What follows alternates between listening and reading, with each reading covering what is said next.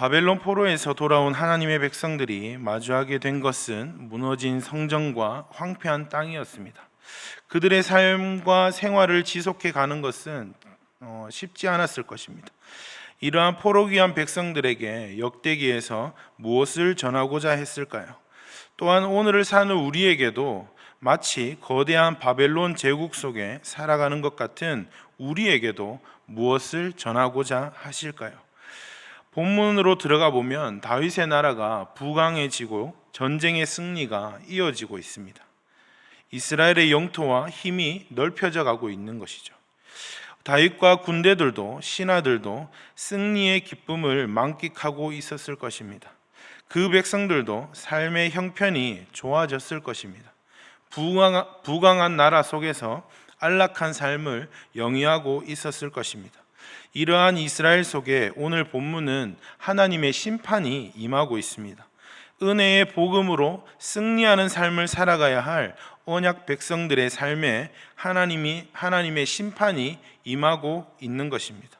무엇이 이스라엘을 심판하게 하고 하나님은 이를 통해 어떻게 언약을 성취해 가시며 포로 귀한 백성과 오늘의 우리에게 무엇을 말씀하시고자 하시는지 함께 나눠보기를 원합니다. 첫 번째로 은혜의 복음이 아닌 자신의 힘을 의지한 결과입니다. 오늘 1절 말씀에 사탄이 일어나 이스라엘을 대적하고 다윗을 충동하여 이스라엘을 계수하게 하니라. 오늘 이 본문 내용과 같은 그 사무엘하 24장에 다르게 좀 표현하고 있습니다. 24장 1절에 여호와께서 다시 이스라엘을 향하여 진노하사 그들을 치시려고 다윗을 격동시키사 가서 이스라엘과 유다의 인구를 조사하라 하신지라.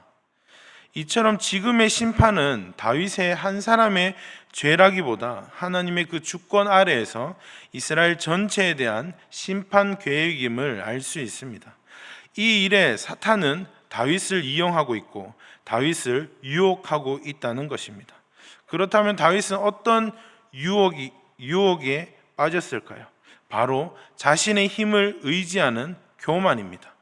앞서 우리는 어제 본문에서 다윗 자신이 죄인임을 인식하고 하나님의 용서하시는 그 은혜의 복음으로 승리하는 삶을 우리는 어제 살펴보았습니다. 그 승리하는 삶의 연속을 통해서 평안과 안락이 찾아왔습니다. 평안과 안락 속에 용서받은 은혜의 복음보다 승리하고 있는 자신의 모습과 형편이 보이는 것입니다. 오늘 2절 말씀을 보시면 다윗이 요압과 백성의 지도자들에게 이르되 너희는 가서 브엘세바에서부터 단까지 이스라엘을 계수하고 돌아와 내게 보고하여 그 수요를 알게 하라 하니, 다윗은 우리의 힘이 내게 보고하여, 2절 말씀에 중간에 보시면 내게 보고하여, 내가 싸울 수 있는 힘이 얼마나 있는지 보겠다는 것입니다. 하나님이 선포하신 그 은혜의 복음으로 승리를 부르고 있음에도 자신의 힘을 과시하고 있는 것이죠. 군대 장관 요압은 하나님께서 함께 약속하신 그 언약 백성임을 언급하면서 범죄해서는 안 된다고 하지만 세상적 가치를 따르는 그 사탄의 유혹에 넘어간 그 다윗이 멈추지를 못하고 있습니다. 3절 말씀 하반절부터 내 주께서 어찌하여 이 일을 명령하시나이까? 어찌하여 이스라엘이 범죄하게 하시나이까? 하나 왕의 명령이 요압을 재촉한지라. 결국 승리하고 있는 자신의 힘을 보고 싶었던 다윗의 명령이 실행되고 하나님의 심판 또한 실행되고 있는 것입니다. 두 번째로 볼 수 있는 것은 개인의 죄를 넘어 공동체의 죄의 결과라는 것입니다.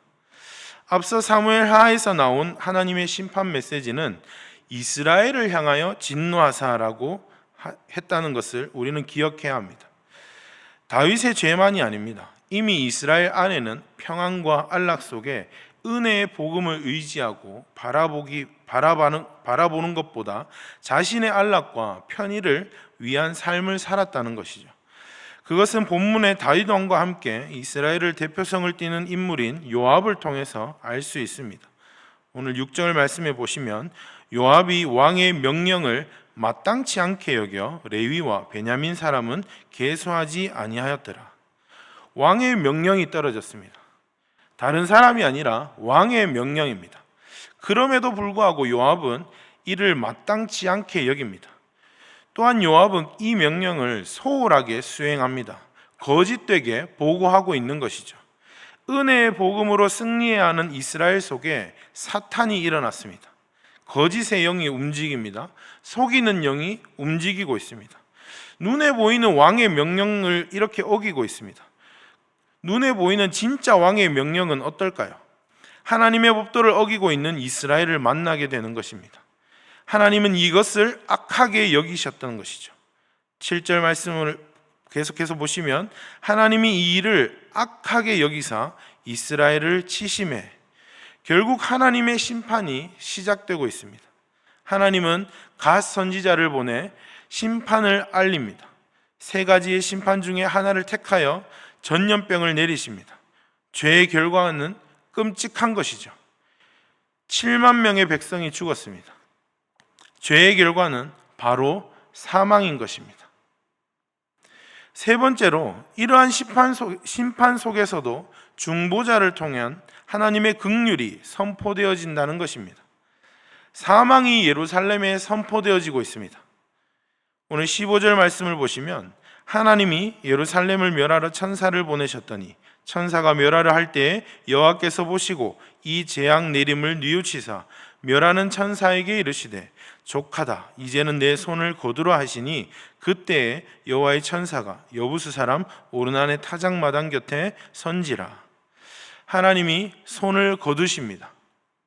인구조사 끝난 뒤에 다윗은 자신의 범죄를 깨닫고 하나님께 회개했었습니다. 오늘 8절 말씀에 다윗이 하나님께 아뢰되 내가 이 일을 행함으로 큰 죄를 범하였나이다. 이제 간구하옵나니 종의 죄를 용서하여 주옵소서. 내가 심히 미련하게 행하였나이다 하니라. 다윗은 자신의 지은 죄를 회개하고 있습니다. 그리고 자기의 죄를 회개할 뿐만 아니라 앞서 나눈 공동체에 대한 죄도 공동체적 회개의 기도로 이어가고 있습니다. 16절 말씀에 다윗이 눈을 들어보매 여호와의 천사가 천지 사이에 섰고 칼을 빼어 손에 들고 예루살렘 하늘을 향하여 편지라. 다윗이 장로들과 더불어 굵은 배를 입고 얼굴을 땅에 대고 엎드려 하나님께 아뢰되 명령하여 백성을 계수하게 한 자가 내가 아니니까 범죄하고 악을 행한 자는 곧 나이니이다. 이 양떼는 무엇을 행하였나이까?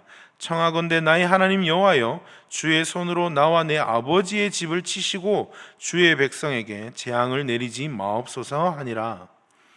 다윗은 죄를 지은 것이 자신이라고 합니다.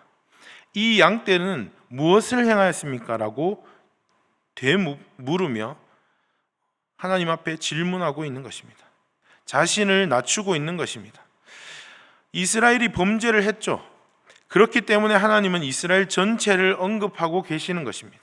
하나님의 말씀인 은혜의 복음으로 살아가야 할 언약 백성들이 세상의 방식을 따라 자신의 힘을 의지하는 것, 이것이 바로 우상 숭배인 것입니다. 이러한 범죄 앞에 다윗이 서고 있습니다. 차라리 나를 치시고 주의 백성에게 재앙을 내리지 마옵소서. 백성들과 하나님 사이에 중보자가 되어 간청하고 있는 것입니다. 그렇습니다. 오늘날 우리도 구원받은 백성으로서 포로된 세상 속에서 구원받아 하나님께 돌아온 백성입니다. 그 백성으로서 은혜의 복음으로 우리는 살아가고자 합니다. 은혜의 복음으로 승리하는 삶을 우리는 살고 싶습니다. 그럼에도 은혜의 복음이 있는 곳에서도 사탄은 일하고 있습니다. 베드로 사도는 베드로전서에서 이렇게 말합니다. 5장 7절 말씀에 너희 염려를 다 주께 맡기라. 이는 그가 너희를 돌보심이라. 근신하라 깨어라. 너희 대적 마귀가 우는 사자같이 두루 다니며 삼킬 자를 찾나니. 마귀는 우는 사자같이 두루 다닙니다. 삼킬 자를 찾습니다.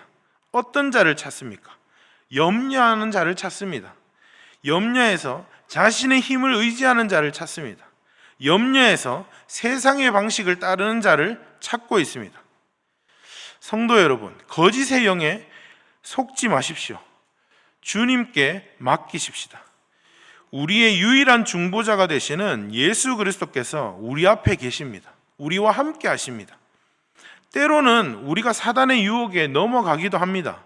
그럴 때 다시 우리는 예수님 앞에 서야 할 줄 믿습니다. 그것이 우리가 사는 것입니다. 오늘의 심판 속에 다윗의 모습을 기억해야 합니다. 예수님께서 십자가에서 말씀하셨습니다. 누가복음 23장 34절에 아버지, 저들을 사하여 주옵소서. 자기들이 하는 것을 알지 못함이니이다. 우리가 우리의 죄를 자복하고 우리의 공동체적 죄를 회개하며 예수님 앞에 설 때 하나님의 긍휼이 선포되어질 줄 믿습니다. 죄와 사망의 권세에서 이미 우리를 건지신 줄 믿습니다. 우리는 언제든지 회개의 은혜를 입어 예수 그리스도께 나아가야 할 줄 믿습니다. 그래서 우리는 기도의 자리에서 회개를 강조하는 것입니다.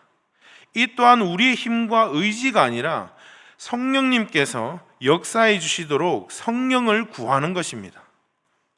오늘 본문 13절 말씀에 다윗이 갓에게 이르되 내가 공경에 빠졌도다. 여호와께서는 긍휼이 심히 크시니 내가 그의 손에 빠지고 사람의 손에 빠지지 아니하기를 원하나이다 하는지라. 오늘도 우리는 기도의 자리에서 우리의 죄를 회개해야 될 줄 믿습니다. 사탄이 역사하는 이 제국 속에 알게 모르게 짓는 죄를 놓고 회개하십시다. 그리고 공동체를 놓고 회개하십시다. 그리하여 다시 우리에게 주시는 그 하나님의 긍휼하심, 회개를 통해 우리에게 주신 그 은혜의 복음으로 승리하는 오늘의 삶이 되기를 간절히 소망합니다. 기도하겠습니다. 하나님 아버지 감사합니다. 하나님, 역대상 다윗의 이야기를 우리가 묵상해 가고 있습니다. 주님, 이를 통해 우리에게 말씀하여 주시는 것을 감사드립니다. 하나님, 은혜의 복음으로 우리는 살기를 원합니다. 승리하기를 원합니다. 그럼에도 불구하고 우리의 삶 속에, 우리의 편안한 이 삶 속에 사탄은 우리를 유혹하고 있습니다. 때로는 우리는 그 유혹에 넘어지기도 합니다. 그러나 하나님, 우리가 회개하기를 원합니다. 하나님, 우리의 성도님들의 그 삶 속에, 그리고 우리 예수그림 교회 위에 회개의 영을 부어 주시옵소서. 하나님의 긍휼하심을 구하기를 원합니다. 하나님, 우리의 힘이 아닌, 우리의 지혜가 아닌, 세상의 방식이 아닌 은혜의 복음으로 살게 하여 주시옵소서. 오늘의 하루의 삶 속에서도 은혜의 복음을 선포하고 예수 그리스도의 사랑으로 섬겨나가며 살아갈 수 있는 그런 모든 성도님들 삶이 될 수 있도록 인도하여 주시옵소서. 하나님, 오늘 금요일입니다. 하나님, 오늘 저녁 함께 또 모이게 하여 주시옵소서. 하나님의 일하심을 함께 보게 하여 주시옵소서. 하나님, 개인의 부흥을 넘어 교회의 부흥을 사모하고 경험하는 이 밤이 되게 하여 주시옵소서. 우리 가운데 은혜의 복음을 주시옵소서. 하나님, 그 복음을 주시는 예수님의 이름으로 기도드리옵나이다. 아멘.